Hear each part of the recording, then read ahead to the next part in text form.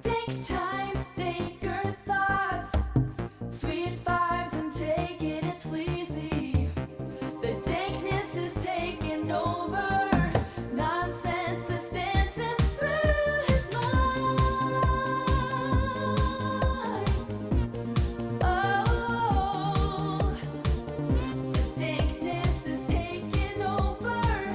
Dank times, Danker thoughts with Angelo. Ideological purity compromises weakness, a fundamentalist belief in scriptural literalism. Denying science, unmoved by facts, undeterred by new information, a hostile fear of progress, a demonization of education, A need to control women's bodies, severe xenophobia, tribal mentality, intolerance of dissent, and a pathological hatred of the U.S. government. They can call themselves the Tea Party, they can call themselves conservatives, and they can even call themselves Republicans, though Republicans certainly shouldn't. But we should call them what they are, the American Taliban. Well, that was from an older show. By older, I mean probably 10 years old, maybe. The Newsroom, the Aaron Sorkin show that I tried watching back in the day, but it was too full of itself, too stuffy. But that hot take is as relevant then as it is now. That, of course, is the character that Jeff Daniels plays. I don't remember the character's name. Will McAvoy. And after what's happened in Texas since we last spoke, it's hard to look at the Republican Party any other way. And I gotta first respect the Joe Biden administration for coming out ASAP after the ruling and after the Supreme Court said, yeah, we're not going to hear it. Which, I mean, they did hear it, but did they hear it? You know, I should probably refresh my memory on this. Supreme Court abortion. There. Oh man, it comes right up. That's right. They did not swat it down, as I'm reading here. Supreme Court upholds new Texas abortion law for now. Okay, for now, but let's see what happens. But anyway, like I was saying, I got to give the Biden administration credit for coming out directly after this was announced by the Supreme Court that they are going to fight it. It's going to be, what did he call it? The whole of government. Biden vows whole of government response to the new law. I won't go into the new law. I'm sure you've heard about it by now. It is incredibly disgusting and vile and evil. Goes against every rational, common sense ideology in this world. To put it plainly, it spits in the face of women's rights and women's health care. And it's not just women's health care, it's health care in general. But come on, it's more just religious fucking bullshit affecting government and people's lives. And I'll get into this a little later, but this pro-life, pro-choice bullshit has got to chill as well. You should just be pro yourself, and that is it. I am pro-choice myself. I have friends and family that agree with that stance, and I have others that are very into the whole pro-life movement, or they just say, you know, I don't think abortion is right, so I'm not going to have an abortion, but I shouldn't push those beliefs on anyone else because that's just what I choose to do. And that's your decision. Fantastic. You did it perfectly well. It's what I would do, but I can't say what others should do. That's not my responsibility. What am I, a fucking god? And it's unsettling that in the state of Texas, the COVID variant, or just COVID overall, has more rights than women. And that citizens can basically get paid to be a whistleblower on people that are helping or committing abortions. I mean, whatever. It's vigilantism to the 10th degree. It's disgusting. There's not enough words in the English or world language to describe how wrong this rule is, this law. And of course, people are, they tend to be reactionaries, are saying, well, this is going to set up a domino effect in some other predominantly southern states. And I haven't seen anything yet myself. I don't know if that means Arkansas or Alabama's, the Mississippis of the world are going to follow. I don't know. I'm not an expert on that. I haven't seen anything about that. However, again, I got to give Joe Biden credit for opposing it. And let me pull this up. This is from the BBC. Any individual now has the right to sue anyone involved with providing or facilitating an abortion past 6 weeks of pregnancy in Texas. This is before many women know they have conceived. Right groups have asked the Supreme Court to block the law, but it refused following a 5-4 vote. The judges said their decision was not based on any conclusion about whether the Texas law was constitutional or not, and that the door remained open for legal challenges. Joe Biden said he'd asked the Department of Health and Human Services and the Department of Justice to see what steps the national government could take to insulate women and providers, but did not provide further details. President Biden accused the court of unleashing unconstitutional chaos. The highest court of our land will allow millions in Texas in need of critical reproductive care to suffer while courts sift through procedural complexities. Now, this is important to call out. Joe Biden has been very open and honest about his personal feelings as a Catholic man, as a Catholic Christian. He does not believe in abortion. He is pro-life. However, he has said openly, and his wife has said this openly, that is their decision. He would never put that on another individual. He said the law violated the landmark Roe v. Wade case in '73. I don't need to tell you what the Roe v. Wade case is. I think you know. Texas Republican Governor Greg Abbott has said that his state will always defend the right to life. Yeah, except when it comes to masks, you dumb cunt. Boy, you know, I just wish that the people in Texas, predominantly white, wealthy Christians, I'm imagining, that support this law, I believe that they should know that when Greg Abbott caught COVID recently, and he was given all the rich people's vaccines, the ones that we don't get. He wasn't given the J&J or the Primera, or not Primera, the Moderna, whatever the other one is. He was given that mixed cocktail thing that Trump got, that Rogan got, that a bunch of rich people got, famous athletes have gotten. But a lot of the shit he took comes from stem cells from fetuses. So Mr. Pro-Life here, we're just injecting dead baby shit into his body to fight COVID. So it's hypocrisy to the highest degree. And I hope that every Christian pro-lifer goes to Greg Abbott's house and stomps him out, because, come on, man, you can't shoot dead babies in your body and then proclaim to be pro-life. You fucking mook. Anyway, so I applaud Biden, and it just came out today that the Department of Justice says it will protect women seeking abortion in Texas. In a press release, Attorney General Merrick Garland, should have been on the Supreme Court, said the department will explore all options to challenge the new Texas law, adding that they will provide support for women in the Lone Star State who are still seeking abortions. The department will provide support from federal law enforcement when an abortion clinic or reproductive health center is under attack. We have reached out to the U.S. Attorney's Office and FBI field offices in Texas and across the country to discuss our enforcement authorities. We will not tolerate violence against those seeking to obtain or provide reproductive health services, physical obstruction, or property damage in violation of the FACE Act, which I don't know what it is, but let's see what it is. The FACE Act prohibits the use or threat of force and physical obstruction that injures or interferes with a person who is seeking to obtain or provide reproductive services, according to the Department of Justice release. The Justice Department move comes amid the backlash surrounding Texas new abortion laws, blah, blah, blah, blah, blah. Okay, and it just reiterates what kind of Handmaid's Tale dystopia we're currently living in if you're a woman.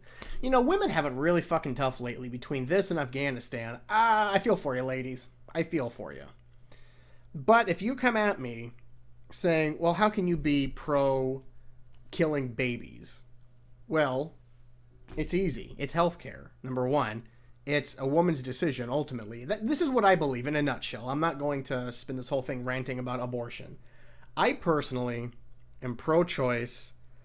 I personally think that the man should have a say in the decision. However, it is not his decision. He should have a role to play in the final decision. I think his opinion should be heard, But ultimately, it is the woman's decision. It is her body, her hormones, and she'll be carrying around this either present or a burden for 8 to 9 to 10 months. So, it's a lot of audacity when any man has an opinion about what women should do with their goddamn bodies. It wouldn't work the other way, guys.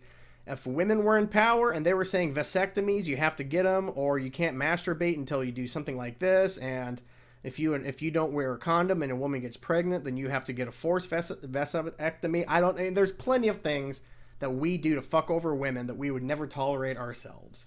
In this arena, I should say.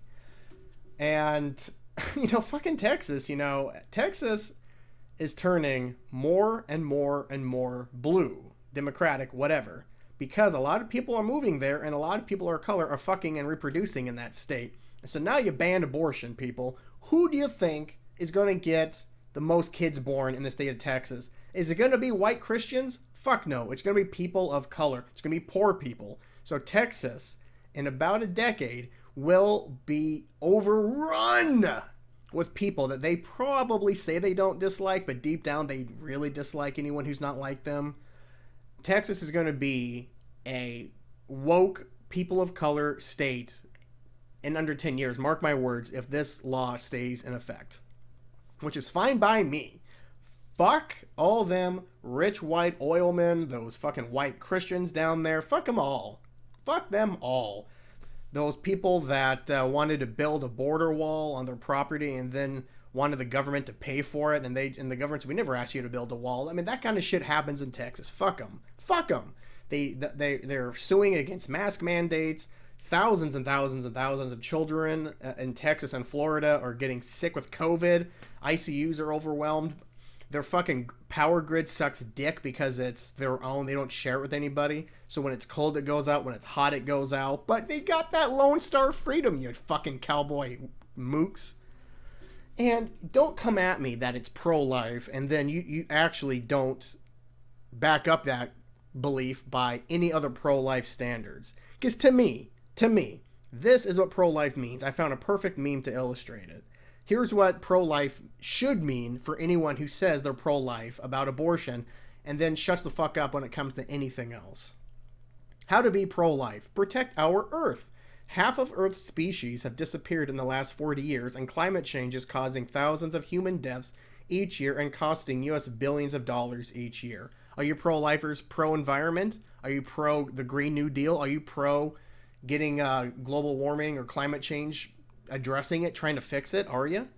How to be pro-life? Protect our children. Ban assault rifles so our kids don't get murdered in schools at a higher rate than our soldiers.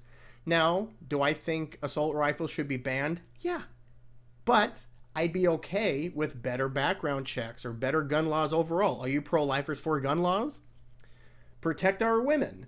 Provide health care and family planning services, maternity leave, and quality early childhood support services for our women and men. And I would also throw in there for special needs children as well. Are you pro-lifers for that? Are you pro-lifers wanting to provide free health care to the country? Expanding maternity leave and paternity leave, expanding family planning services? Are you pro-lifers for that, you fucking cunts? Protect our health. Offer health care for all so people don't have to die from being poor anymore. That kind of got wrapped in the last one, but are you pro-lifers, pro-Medicare for all? If you're not, I'm going to kick you in the cunt.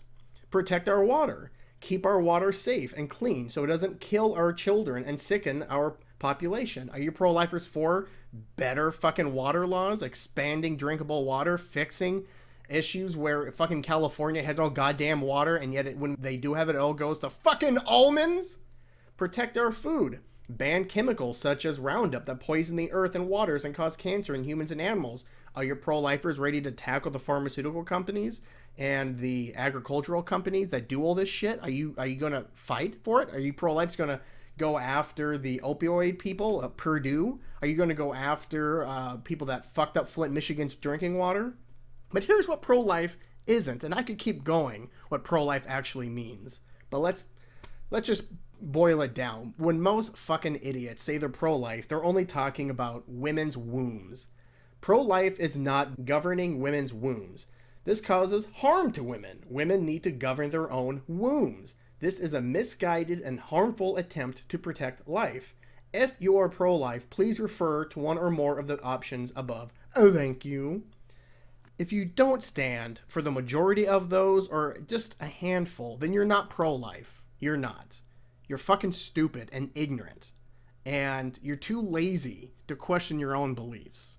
You're too lazy to question, should I really be preaching what other people should do when I should probably just focus on my own unhappy self and try to figure out why I give a fuck what strangers do with their bodies?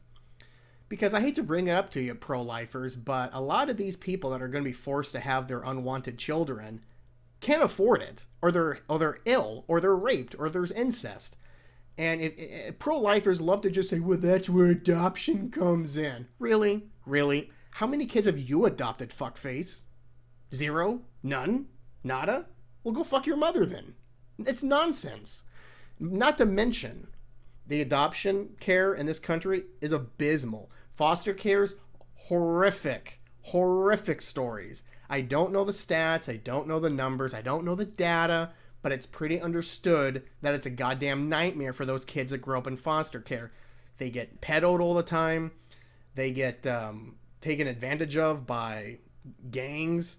I could keep going. It's very upsetting what's happening. So if you're pro-life, back it up. Back it up. And your precious God that a lot of you Christians like to talk about for backing up your pro-life belief. Well, God said, God. If you truly believe in God, if you truly believe in the Old Testament, how many babies did God kill? Millions? Billions? He flooded the goddamn earth, you fucking idiots. How many babies died then? Okay? And how many pregnant women died when he brought down Sodom and Gomorrah?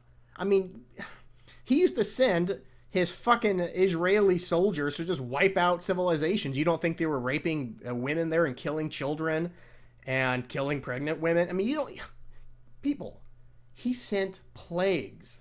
He sent death into Egypt and killed everyone who didn't have fucking goat's blood on their goddamn door. You don't think children died from that? You don't think pregnant women died from that, you fucking idiots?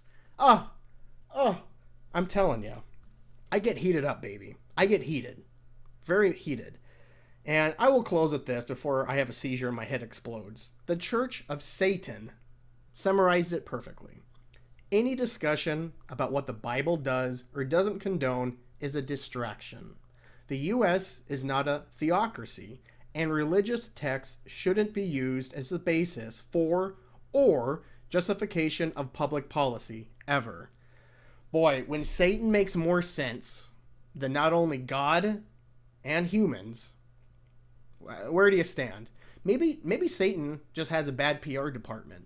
Maybe he needs to write his own Bible and release it, and maybe he can change some fucking minds, because I don't think we're doing it. This is gonna ruin the Republicans' chances in the midterms if they embrace it. This has been about 3 or 4 days since the Texas abortion bill passed, and I have not seen any prominent Republicans outside of Abbott come out in support of this. And I have seen actually some come out and oppose this. So unless the Republicans want to disown Texas on this, I hope that every single Democrat running in the midterms plays clips of what's happening in Texas and says, this is the country that Republicans want. Look at Trump celebrating it. I forgot he did. I forgot that Trump, for some reason, is still a prominent Republican. He supported it. So play that. Play Abbott, play DeSantis, play Trump saying all these things are good. I shouldn't throw DeSantis in there. I don't know if he supports this or not. But he can easily play Abbott and Trump. And if the Democrats can't win with that, I don't know what to tell you. But I need to take a break before I bite my tongue and seizure out because I'm choking on my blood here. But let's move on. Oh boy, that rant was a good one. One for the ages. I had to take a quick break, grab a little bit of lemon biscottis, get myself a nice Irish cream latte, and light myself up a nice sativa hybrid joint. And thought, I need to chill. Let's talk about some fun stuff. Hurricane Ida was the second most damaging hurricane to strike the U.S. state of Louisiana on record, just behind Hurricane Katrina. And it is tied for the strongest landfall in the state by maximum winds with Hurricane Laura a year before. Oh man, back-to-back years. And in 1856, the last island hurricane. Ooh, that sounds cool. You know, I'm going to click on that motherfucker. Last island hurricane. That sounds like some scary shit. Wow, 150 mile per hour winds. For you non-Americans out there, that's 240 kilometers an hour. Fatalities, only 63. Well, I mean, I shouldn't say only. Any death is bad, but I think Katrina, a lot more people died from that. And it is the 6th costliest tropical cyclone on record, costing so far $50 billion. That's billion with a B. It affected Venezuela, Colombia, Jamaica, the Cayman Islands, Cuba, the Gulf Coast of the United States, Louisiana, East Coast of the United States, New York metropolitan area, and Atlantic Canada. Why am I talking about this? Why is it important where it hits, what areas were affected? Because, people, this is probably going to be the new norm. We're going to have worse and worse storms, tornadoes, hurricanes, tsunamis, earthquakes. We're probably going to have a volcanic eruption here soon because we're not doing enough for climate change. China is doing more combating climate change than we are. We should be taking the lead. Do you know how many jobs there are in green power or green energy, whatever you want to call it? The Green New Deal has a pretty good explanation about how many thousands and thousands and thousands of jobs initially will be created, and then that should only grow as you get more successes in whatever market you're in. And I want you guys to do me a favor. I can't do this because this is audio only. Eventually, I'd like to do a video podcast, but for now, this is audio only. Look at Skylines in Asia. New Skylines. So maybe do a Google search for top Skylines Asia since 2000. Whatever. Figure it out. I can't hold your hand here. You are going to see beautiful new cities. And if you look, the mass majority of these new Asian cities have lush greenery all over the buildings because they have learned that, oh, we need to have a lot of trees and plants and shrubs and flowers around because it just is better for the environment. And you'll also notice a lot of solar panels, a lot of wind farms. You will notice that a lot of cities have like what looks like grass or moss on the roofs. That is a form of green energy I don't quite understand. I think it's a form of solar, but I'm not a goddamn scientist. I don't know. And then look at American skylines since 2000. You're only going to see a handful of skylines that are worth a shit in this country. I mean, you got Chicago, you got New York, you got Seattle, you have maybe Dallas, maybe? I don't know. You got San Francisco, you have St. Louis, maybe? What else do you have? Cleveland, maybe? I don't know. You know what? This is embarrassing. Hold on. I feel like I should have researched this before I started talking shit. Top skylines in the U.S. New York, Seattle. Seattle's number 2. Honolulu. I didn't even think about that. Los Angeles, Miami. I forgot about Miami. Chicago, Portland, and Charlotte. All right, let me see some images here. Okay. Yeah, I do find it interesting that we are number 2 here. Oh, Philadelphia. Fuck me. Goddamn Liberty Bell bitches. I doubt it. Okay. Which city has the best skyline? Denver. No. That looks like an awful skyline. Not good. St. Louis, I only know the Arch, but they only have like 6 buildings there. Let me see. I don't want to be shitting on Denver, but the image they're showing, you have 2 tall buildings and the rest is garbage. St. Louis, you have maybe 3 tall buildings, but it's garbage. Where the fuck? Oh, Atlanta. Atlanta at least is green on the freeways coming in, but again, I'm only seeing maybe 4 tall buildings here. San Francisco got a ton, has a ton, and you're up by the ocean, which is kind of cool. But besides that, I'm not seeing any solar panels. I'm not seeing any greenery. Nashville is some green, and I see some tall buildings. I'll give it to Nashville. I don't see enough green for my liking, but I see more than anybody else so far. Minneapolis, I'm not seeing any green or solar panels. They can go fuck themselves. San Antonio, they have the Space Needle ripoff there, but I'm not seeing enough greenery. Charlotte, there's some greenery in this image. I'll give it up to North Carolina, but I know they don't have solar panels or green power over there. Portland is surrounded on the outskirts by trees and lush scenery, but not so much in there. Plus, we've all been to Portland. It's kind of a shithole. Chicago is beautiful, but again, not enough greenery, no solar panels. Miami's got a lot of greenery, but that's only because it's a goddamn swamp sinking to the fucking ocean. LA, you couldn't give me a free home in Los Angeles. They may have greenery, but it is hidden by the smoke and the smugness of Hollywood. Now, Honolulu is goddamn gorgeous. That is probably the closest to an Asian skyline that we have in this country. Seattle, I gotta give it up to Seattle. We do have a lot of trees. We do try to keep it environmentally sound here. And I have seen more and more solar panels and wind shit around here, but not enough. And number one is New York, but I can fuck themselves. But if you look at top skylines in Asia, every single one is covered in trees, in plants, flowers. I mean, even Hong Kong, Shanghai, Taipei. Everything is beautiful there. Doha. I don't know where the fucking Doha is. Doha? Where the fuck is Doha? Oh, they're counting the Middle East. I thought this was Asia. Oh, I guess they're counting the Middle East as part of Asia. That's some white people shit. Seoul, beautiful. Beautiful. What else you got here? Come on, man. My computer is loading some shit slow. Oh, come on, man. I got listeners waiting here. Tokyo. Now, where I was in Tokyo, I did see solar panels and I did see a lot of greens. Actually, now that I'm thinking about it, I saw hella green shit out there. Yeah, Tokyo's awesome.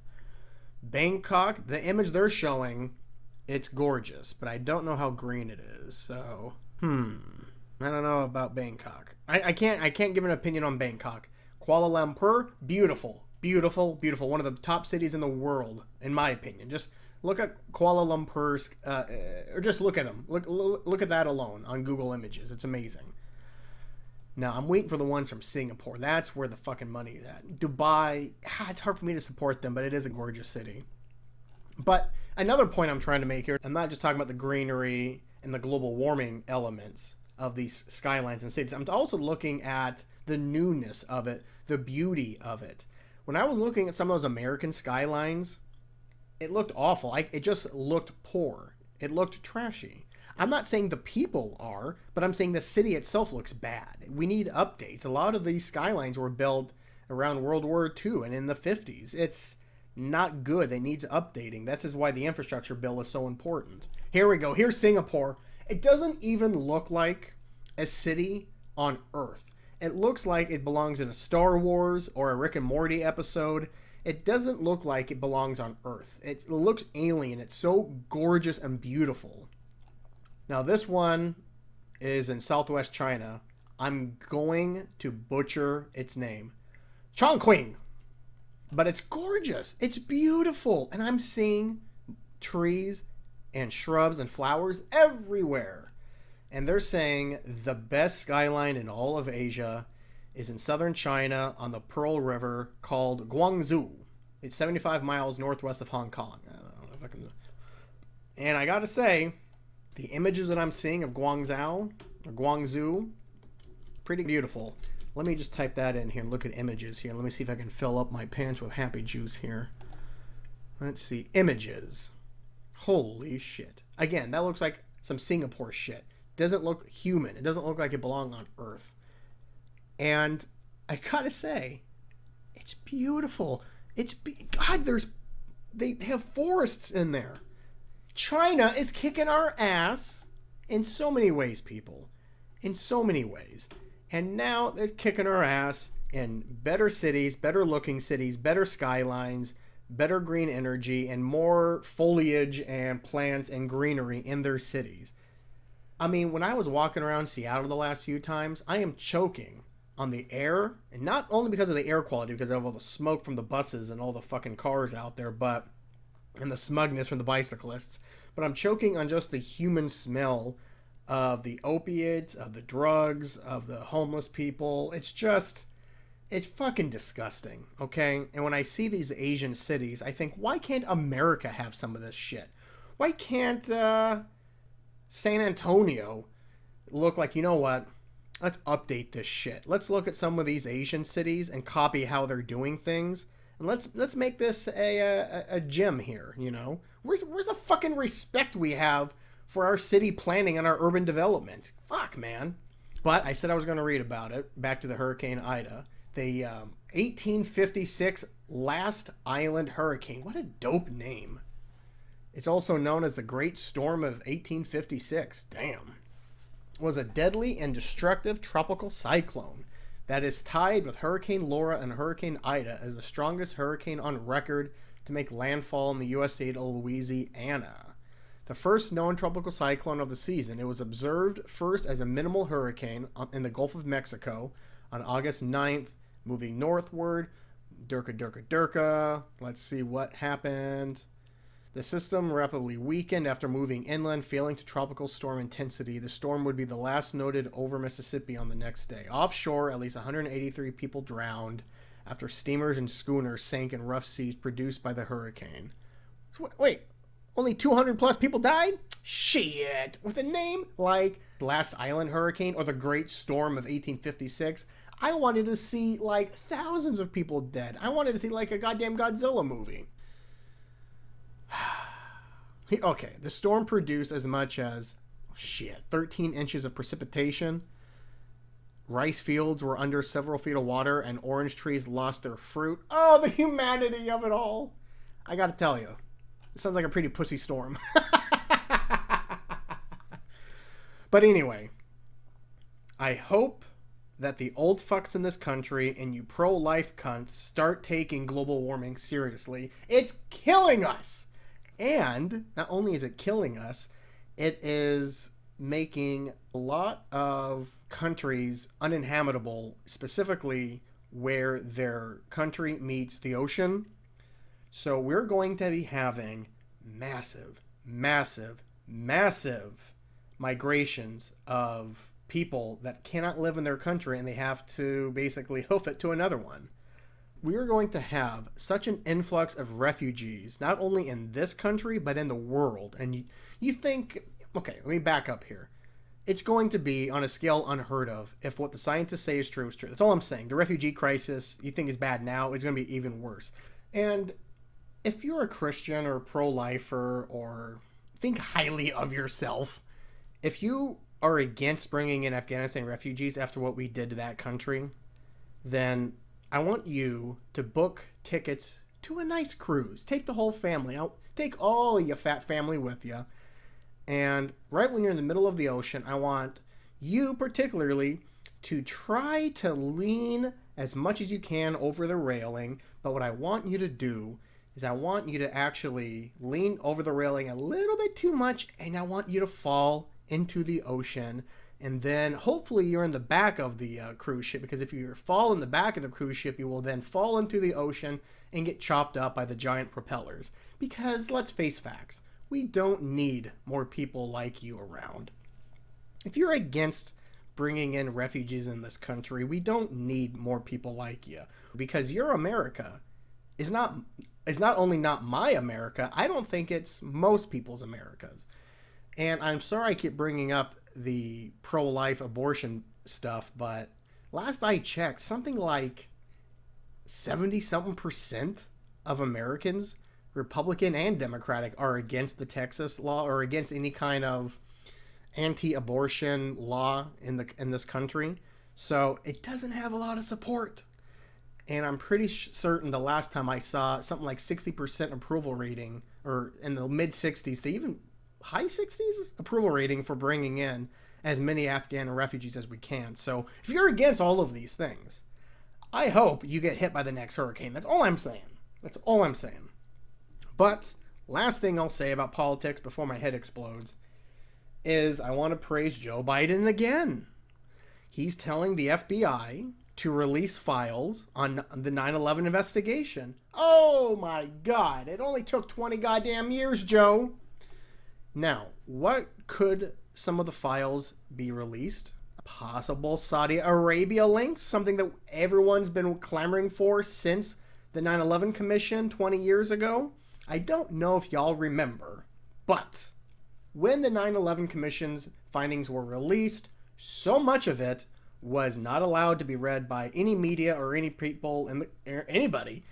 And also, most of the time where George Bush was being interviewed, he would not do that by himself. He demanded that Dick Cheney be in the room with him. So he had his handler. And all I'm saying is, I'm not a 9/11 truther or whatever. I will say I don't know about a lot of the conspiracy shit. But if some of that stuff was true, it wouldn't surprise me. That's where I fall in. I'm not going to go into specifics here because I like my video on YouTube. Oh, yeah, YouTube. You really support freedom of speech. Fucking assholes. So, I praise Joe Biden. I don't know what's going to come out of it. I hope something comes out. I really do. Let me pull up the story here. This is from The Guardian. As the 20th anniversary of 9/11 approaches, the American people deserve to have a fuller picture of what their government knows about those attacks. An executive order from Joseph Biden issued on Friday said. It said the full record would be disclosed in trenches over the coming 6 months. Oh, lovely. Except when the strongest possible reasons counsel otherwise. Oh, lovely. So we may not get all of the Saudi Arabia links. The order said that while the indiscriminate release of information could jeopardize national security, go fuck yourself if you believe that, and the ability to prevent future attacks, go fuck yourself if you believe that, a better balance had to be struck between transparency and accountability. Duh. And this is really coming from victims' families trying to sue Saudi Arabia. And they're intensely pressuring Congress to act on this. Victims' families have long demanded the U.S. release the findings of Operation Encore, a FBI investigation into possible Saudi complicity, particularly contacts between Saudi officials and 2 9/11 hijackers who lived in California in the months before the attacks. The executive order comes a month after legislation was introduced with bipartisan support in Congress demanding greater transparency in the investigation. The declassification is unlikely to resolve all the unanswered questions surrounding the 9/11 plot.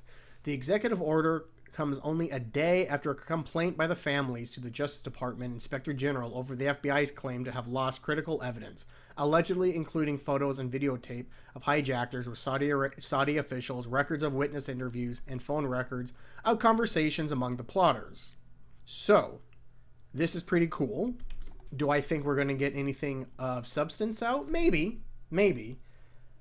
I would like to get some of the shit from Dick Cheney and George Bush myself. The Saudi Arabia stuff would just be the cherry on top. I think we will get some Saudi Arabia stuff, but we're not going to get everything. That's what I think will happen, but hopefully I'm wrong. But enough politics for now. Let's move on to sports and movies, baby. Well, the Dr. Jekyll and Mr. Hyde Seattle Mariners continue to go, baby. After, I believe, getting swept by Kansas City, I don't exactly remember, and losing the first game in Houston, things did not look good for the Seattle Mariners right after I praised them.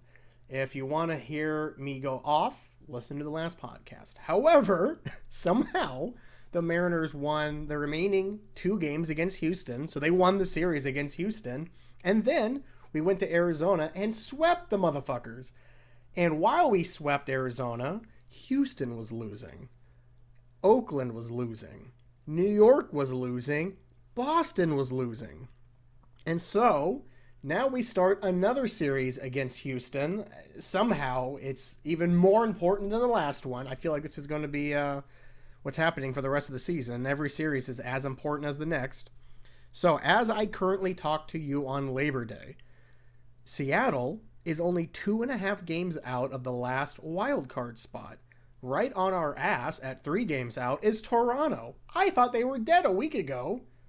And right below them is Oakland at 3.5 out. So not only have we overtaken Oakland and Toronto, but we are now leading that last wild card chasing spot.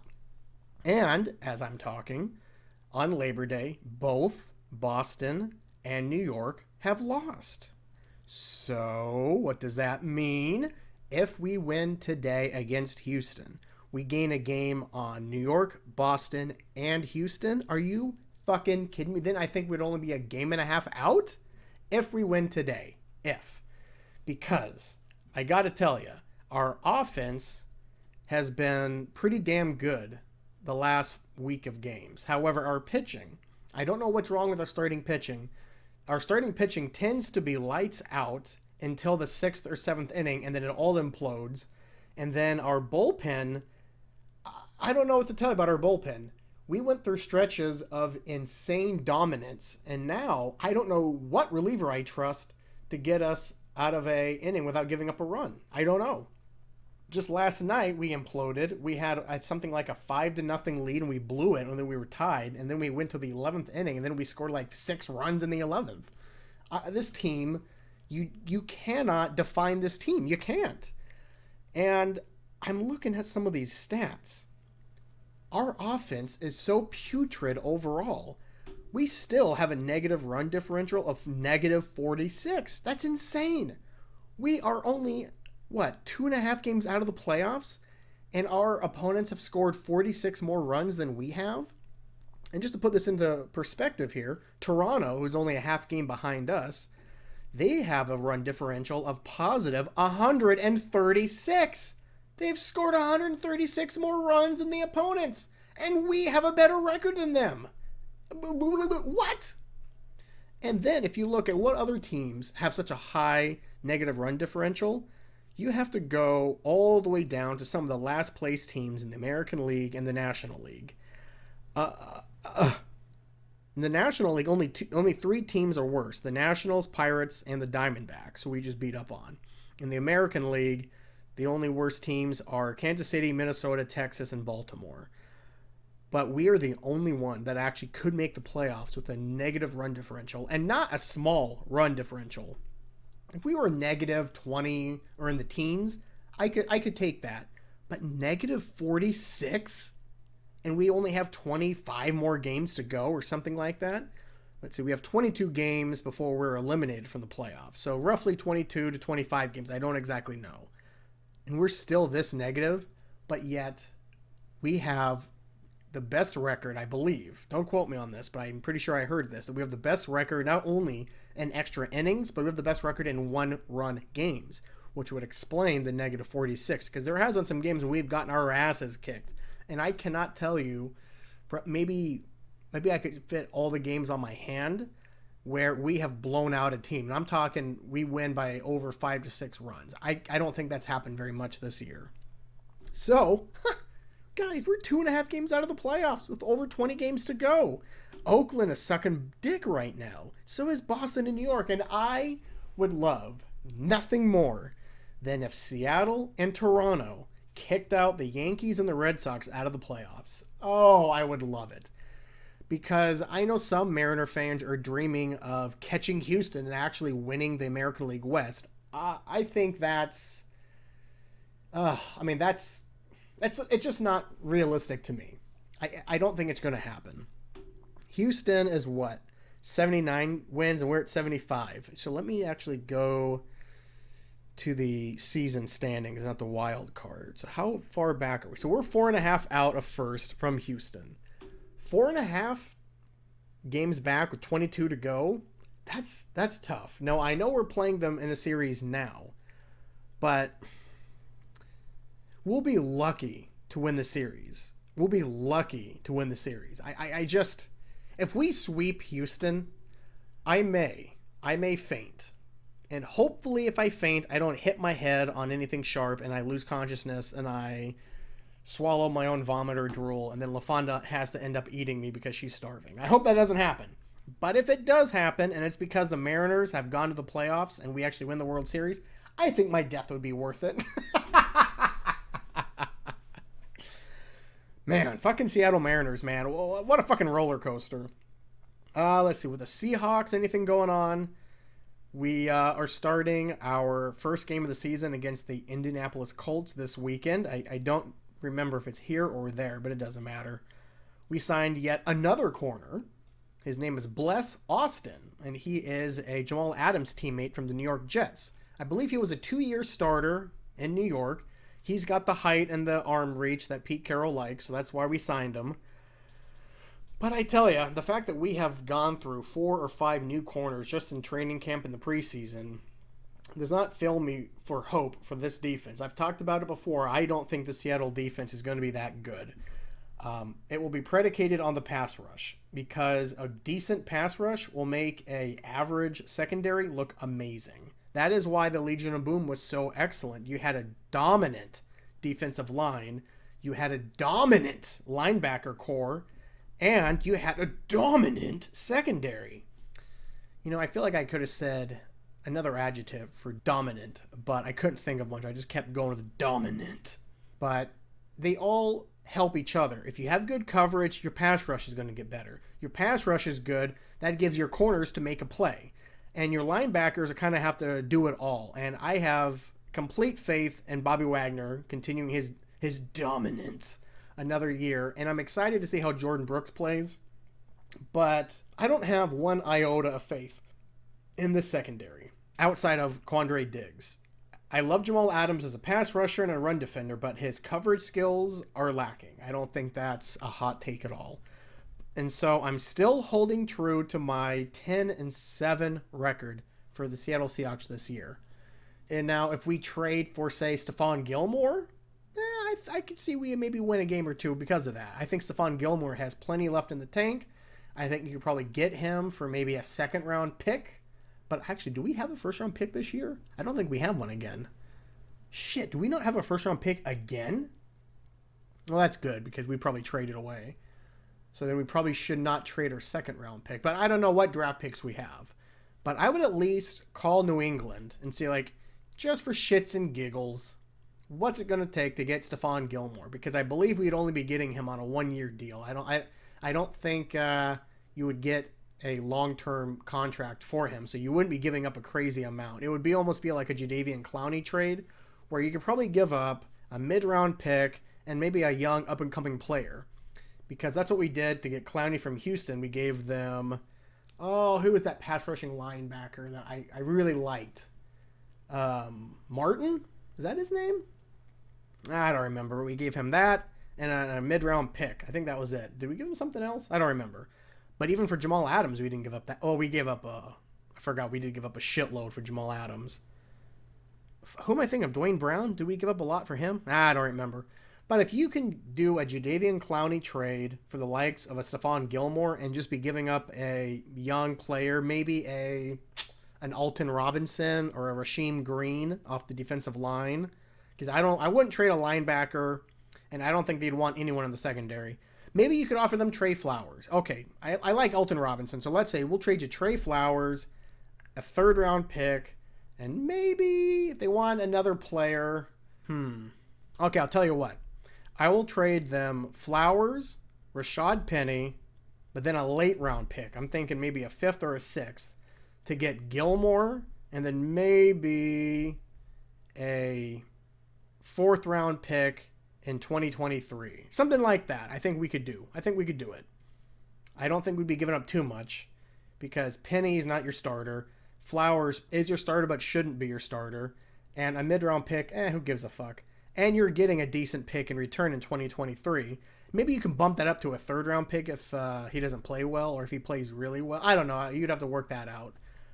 And depending on what Gilmore wants, you could arguably say, well, we're going to have, I think we have about $12 or $13 million available right now. But he's going to want to get paid more than that. And you can't have a Jamal Adams and Stephon Gilmore and Quandre Diggs, because he wants a new contract. You can't be giving all this money to the secondary players.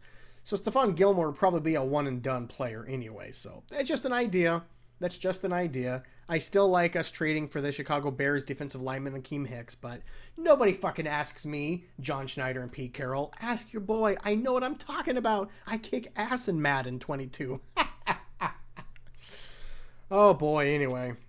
I thoroughly enjoyed and highly recommend the movie Shang-Chi, The Legend of the Ten Rings. It was way better than I thought it would be.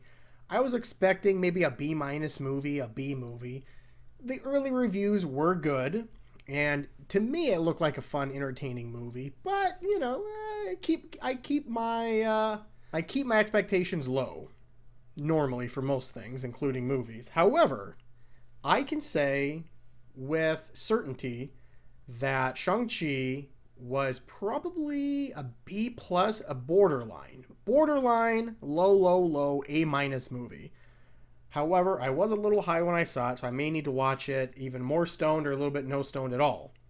However, it's easily in my top 10 of Marvel movies, and if I really had to rank them, which, you know what, maybe I'll do that next time. Let me write a note here.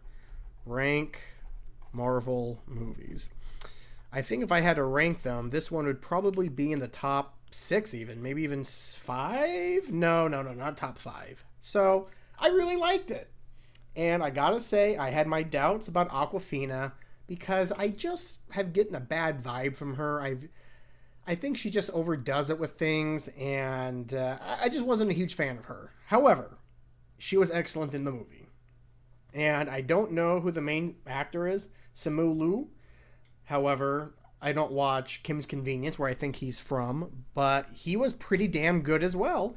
But the movie was stolen, of course, by Tony Leung, and I would see the movie just for his acting. He is amazing in every fucking movie I've seen him in.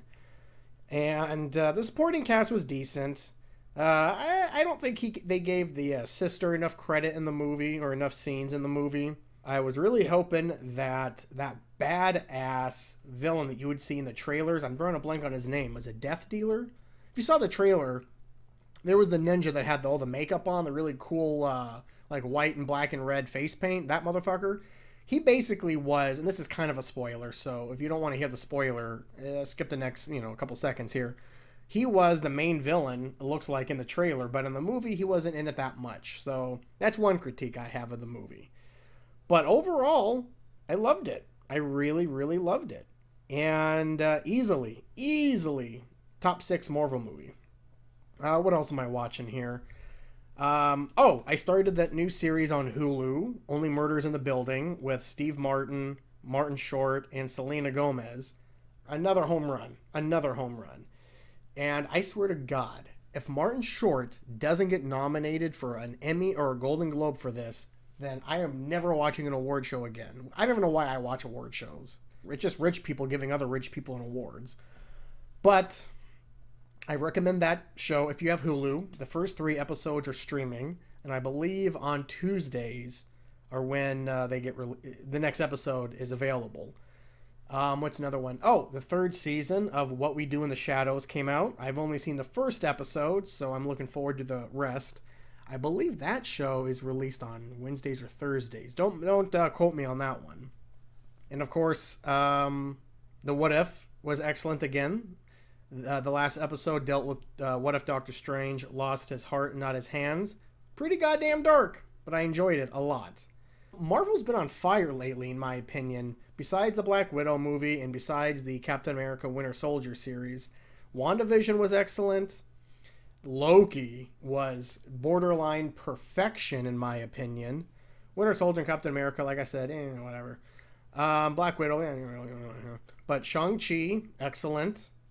And what's the next series coming out after What If? Is it the She-Hulk series? Oh, no, it's the Hawkeye series, which I'm not a huge Hawkeye fan, but I'll give anything Marvel does a shot. I'm such a fucking dork nerd addicted to just humping that nostalgia, but I love it.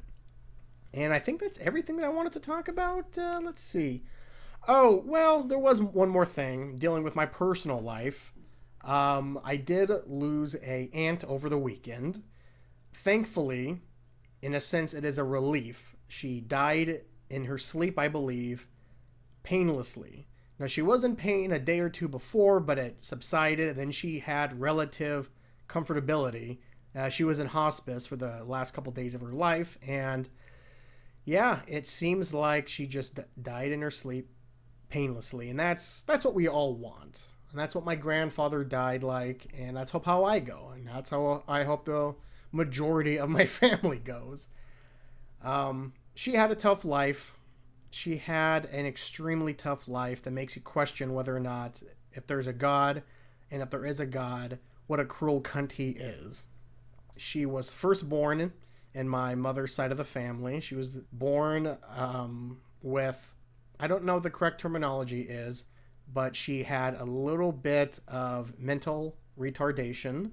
She wasn't fully, but she definitely was on the spectrum there. More than half, I would say. Maybe half. I don't know. It doesn't matter. But in those days, especially when you're born in the late 1940s, you know, in a farm by Baptist parents, and I believe Missouri or Montana, I don't remember which one, your options were limited. So she didn't exactly have a good life to begin with. She got married way too young to a horrible, horrible, horrible human being that not only physically abused her, but mentally and spiritually. And like I already said, she wasn't all there to begin with, and so that just made things worse. She got pregnant way too young, in my opinion, but them's were the days. And I don't know if she drank or smoked, but I do know that while she was pregnant, she was still getting beat on, and her children had their own trials and tribulations in life. One of my cousins, who I will never meet because he died very young, and then my other cousin almost killed himself because his brother died. So my aunt didn't really stand a chance in this world from the get-go. And the fact that when she did get a chance to have maybe someone positive in her life to love her and take care of her, he was the complete opposite. He was a monster, a drunken monster. And she never was healthy, never was mentally sound. And luckily, I was able to see my aunt a couple weeks before she passed. I went to Edmonds for a family get-together, and I could tell right then and there she was absent. She was vacant upstairs. She would look past you, and when she was talking, she would trail off. She was confusing people. She tried kissing me and called me someone that wasn't me. And she just wasn't all there. But it was good to still see her because she was smiling. She was in good spirits. And it is a relief to me and many other people in the family that she passed the way she passed. I was not close to her, but I did love her. She was family. And my heart breaks for her life because she had a rough one. She did not have it easy for 1 second in her life. So, makes you question a lot. Makes you question everything. Anyway, on that happy note, we're going to wrap up here. I love y'all. Take it sleazy. Don't do anything I wouldn't do. And treat others as you want to be treated. Because your life can be snuffed out in a second. And don't you want to leave this world leaving people happy with their memories of you? Their thoughts of you, their recollections of you should be positive. And you should try to get closure for those that you may have wronged or that you may have felt wronged by. It's never too early to call someone, doesn't matter how old you are, and say, you know what, we need to talk about something that's on my mind. I apologize for what I did, or I think you should apologize because this is how I feel. Because if it doesn't go well, you can at least look at yourself in the mirror and say you tried. So, anyway, we're done for good here. Love you guys. See you guys on the next episode. Oh, by the way, this was the 69th episode of Dank Times Danker, Thoughts with Angelo Grosso. I don't think I actually had an introduction. I played the song, and I went right into the abortion, baby.